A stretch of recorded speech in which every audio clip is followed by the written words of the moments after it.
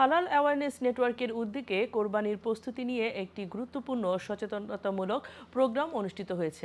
রোববার বিকেলে লন্ডনের ক্যামডন এলাকায় অবস্থিত দারুল কুরআন সেন্টারে এই অনুষ্ঠান অনুষ্ঠিত হয়। অনুষ্ঠানের মূল লক্ষ্য ছিল মুসলিম কমিউনিটিকে কোরবানির তাৎপর্য, শরীয়তসম্মত নিয়মকানুন ও প্রাসঙ্গিক সচেতনতা সম্পর্কে অবহিত করা। অনুষ্ঠানে সভাপতিত্ব করেন হালাল অ্যাওয়ারনেস নেটওয়ার্কের চেয়ারম্যান মাওলানা আব্দুল আহাদ এবং সঞ্চালনা করেন ট্রেজারার মাওলানা হোসেন আহমেদ। প্রধান অতিথি হিসেবে উপস্থিত ছিলেন আন্তর্জাতিক খ্যাতিসম্পন্ন ইসলামী চিন্তাবিদ ও গবেষক শায়খ মুফতি আব্দুল মুনতাকিম।